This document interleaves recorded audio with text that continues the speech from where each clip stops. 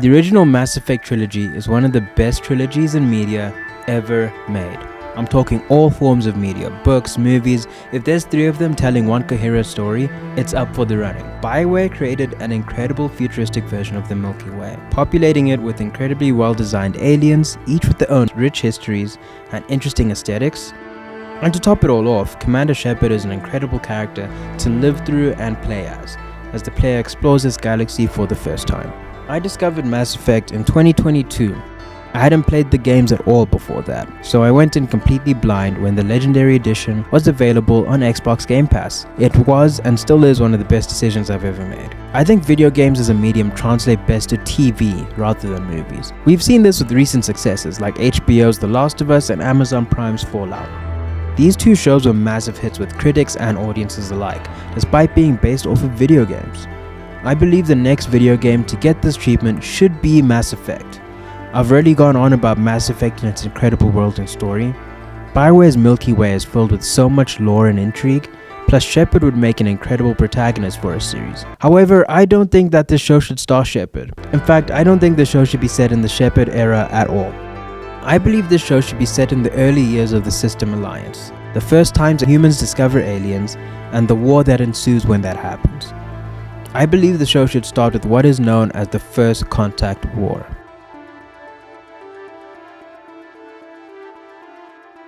If you enjoy this video, feel free to lightly tap the like button, and for more videos from me on a semi-consistent basis, I'd really appreciate it if you subscribe to the channel.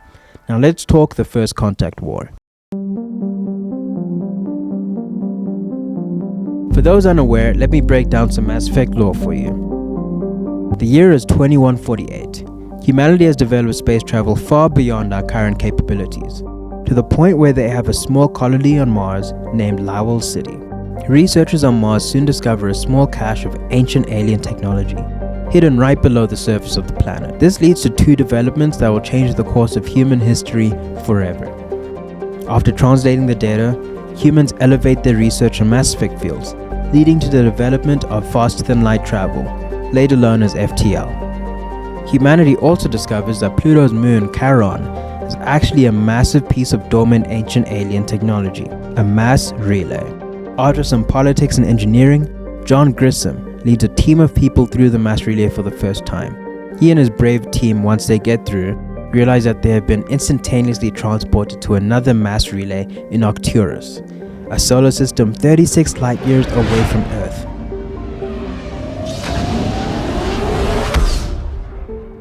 That's it. That's when we soon realize that the mass relays are a network, all connecting to each other through other relays. Through this technology, humanity is now able to explore not only its other systems, but the entire galaxy. Fast forward some years to 2157, and humans have done what we do best. We've colonized planets and multiple solar systems at a rapid rate. Unbeknownst to us at the time, other alien species throughout the galaxy have taken notice, and one day a species of aliens called Turians noticed humans trying to activate a dormant mass relay. Obviously, we didn't know it at the time, but activating this particular relay is against galactic law, and so the Turian fleet designated to protect this relay attacks. We've made our first contact, and it is not a friendly first impression at all. Thus begins what is known in Mass Effect lore as the First Contact War. This is often referenced as the First Contact War, but before it became a full-scale war of galactic proportions, the Galactic Council, simply known as the Citadel Council, steps in and stops the war from escalating. And so this thing only lasts about 6 months. This war, however, introduces humanity to the larger world of the galaxy and the existence of a whole galactic community comprised of various different species that humanity has just become advanced enough to be a part of. This whole war and its repercussions would last about a season of television. But what a great way to introduce people to the world of Mass Effect. As humanity discovers the existence of aliens, so does the viewer. As humanity is introduced to the Galactic Council, other races, and the cultures associated with them, so does the viewer. How would we react to this? How do humans grasp the mind-blowing fact that the galaxy is run by other aliens, and we are basically just the new characters coming to Season 5 of the Milky Way series? This is what I want the core of the show to be. How can humans integrate themselves into a galactic government and get along with other races when we can't even get along with each other? How do we establish ourselves as a race, set up our future in this new government so that we can have a say in where our entire galaxy goes when we can't even agree on anything happening on planet Earth? There are so many different stories, concepts and themes that we could tell here, and besides 2 novels, this era of BioWare's world hasn't been explored at all. That begs us the question, and this is what I'm most excited about. Who does the audience see the story through? Who are our lead characters?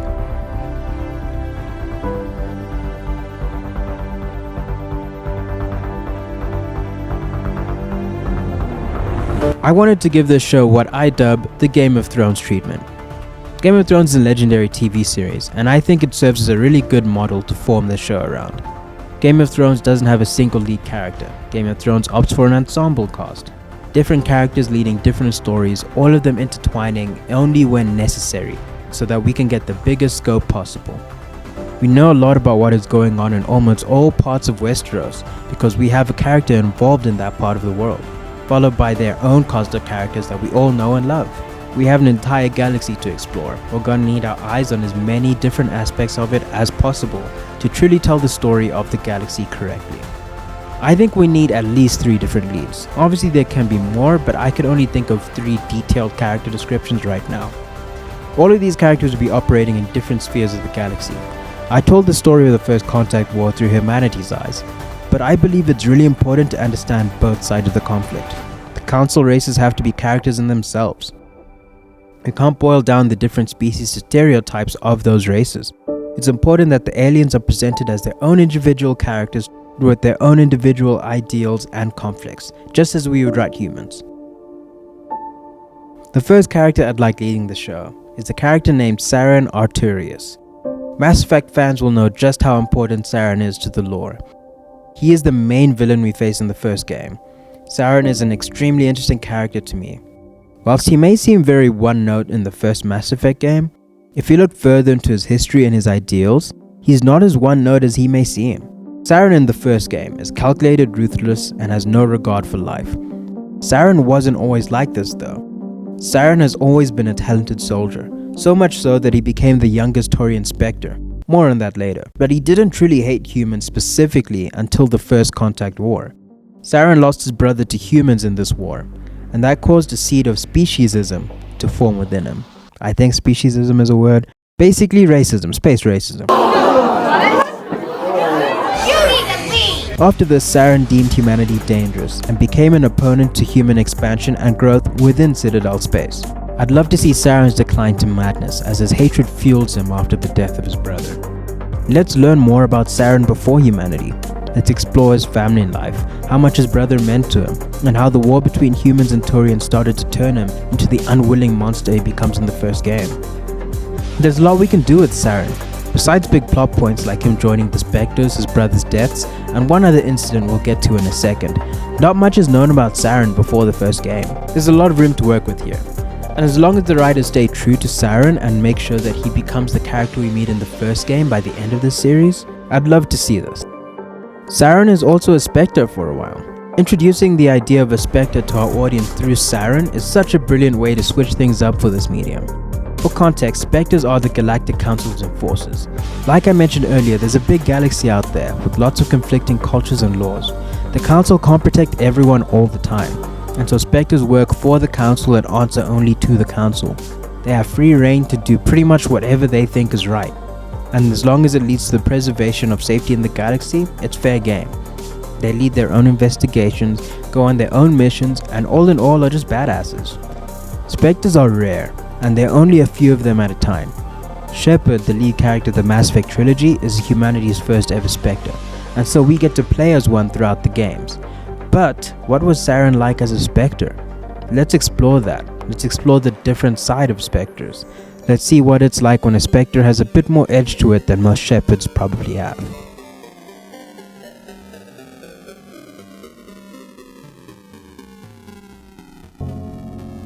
Next, a character that doesn't get along with Saren at all. David Anderson. David Anderson is so important to the Mass Effect trilogy. Commander Shepard's father figure throughout all 3 games, Anderson is someone that Shepard trusts wholeheartedly, and who trusts Shepard with everything. He's the only one who believes Shepard about the Reapers, and he puts his words into action as he goes out of his way to help them stop the Reapers on multiple occasions. Anderson also mentors Shepard throughout the games, being someone that Shepard is comfortable bringing their tough exterior and barrier down around. So how did Anderson become the man strong-willed and wise enough to mentor the savior of the galaxy? This is the perfect opportunity to tell his story. So here's my idea. Anderson in the games is a fully developed character. He's wise, he's a team player, someone who understands the role they need to play for the success of the mission, even if they don't enjoy that role. For example, at the end of the first game we can choose Anderson to become the first human counselor. In the second game, Anderson explicitly states that he hates the politics of being on the council, but he understands how important the position is and gives it his all. How have the last couple of years treated you? Serving on the council isn't how I plan to spend my twilight years. Sometimes it feels like I'm just beating my head against a wall. Knowing the truth about Sovereign is brutal. It's nightmare stuff. I can't blame others for not wanting to believe it, but I know how important it is. So I keep trying. Fighting the good fight, right? Forget Udina and the Council. Join my crew and help me stop the Collectors. I'm too old to go racing across the galaxy. Much as I complain, I've got an important job to do here. The front line. That's got to be yours. In the third game, just to show how loyal this man is again, when the Reapers attack, Anderson decides to stay on Earth to lead the human resistance, despite Shepard begging him to go with him on the Normandy to rally the Council races to aid them in stopping the Reaper invasion. Welcome back, Shepard. Thanks. Shepard! Come on! I'm not going. You saw those men back there. There's a million more like them, and they need a leader. We're in this fight together, Anderson. It's a fight we can't win. Not without help.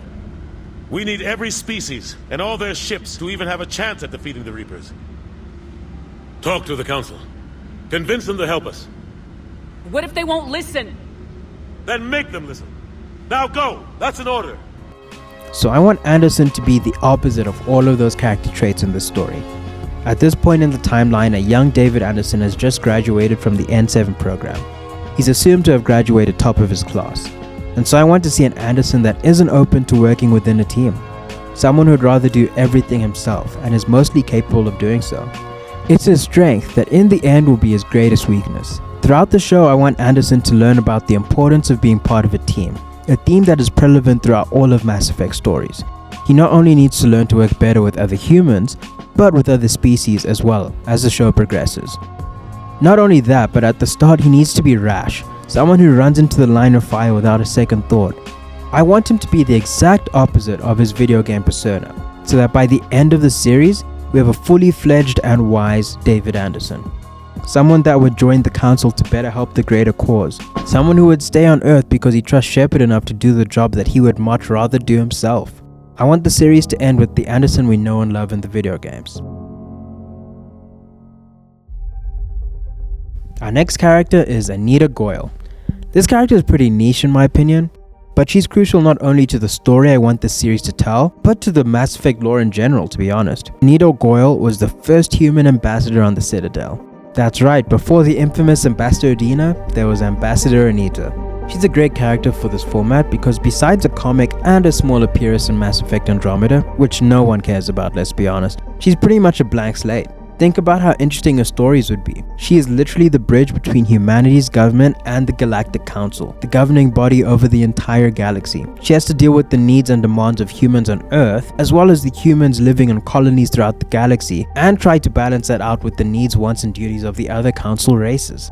The potential for political stories here are almost endless. What if an extremist human group was protesting for human rights in a radical way? Or a counselor was blatantly anti-human? Like I mentioned earlier, Anita isn't mentioned much in the video games. Her one big moment in the lore comes from the novel Mass Effect Revelations. In that story, she has to deal with a group of humans that are researching AI, something that is illegal in Citadel space. She has to give a speech to the council begging them to go easy on humanity as a whole. And for someone in the role as humanity's ambassador, Anita should be someone who is both idealistic and to the book at the same time. She should be able to see the potential of working with various species to grow the galactic community, and she will try with all of her effort to do everything by the book, with the goody two-shoes attitude. No going behind people's back, always transparent with her intentions, and that kind of attitude should be prevalent with her. The reason why I think this approach would work is that Anita believes in the system. The idea that now we have reached galactic level politics, the idea that lobbying, bribery, and all the political games that we play on Earth that have become normal to politicians should be non-existent. Well, that's the idea at least, right? However, she's very much naive in thinking this way, and Anita's character growth should be a bit of a dark one. Someone who has to learn to be the bad guy sometimes so that her team can win. Because there's never going to be a conclusion where everyone walks off happily and scot-free. Her decisions, who she chooses to align with, they all have consequences, and Anita should struggle with that constant conflict within herself. If we get this character done correctly, she should constantly be asking herself, do I do what's best for humanity, or what's best for the galaxy? There's no right answer to this question either. The writing should have her make decisions that are morally grey. And in turn, she should be dragging Anderson, Saren, and our other characters into positions and situations where they have to make these decisions themselves. So with that being said, that's my pitch for a Mass Effect TV series. Obviously, we could add more characters in there. There isn't really much of a Solarian, Krogan, or what's Liara's race called again? With that being said, this is my pitch for a Mass Effect TV series. Obviously, I haven't got much of an Asari or Krogan or Solarian perspective in there. I want those characters and those species to kind of be integrated into the story naturally, and we can be introduced to characters that way. The thing is, humans first contacted with Turians, so I want Turians to be our first entry point, and then from then on we can expand the galaxy and expand our characters as well. I obviously love these ideas and concepts, and I'd love to get on to go into even more detail. Let me know and give me your thoughts down below in the comments. If you made it this far in the video, first off, thank you. And secondly, please like and subscribe this video if you feel so inclined to do so. Have an incredible day, and to quote the savior of the galaxy, Commander Shepard, I should go. I should go. I should go. I should go. I should go. I should go. I should go. I should go. I should go. I should go. I gotta go.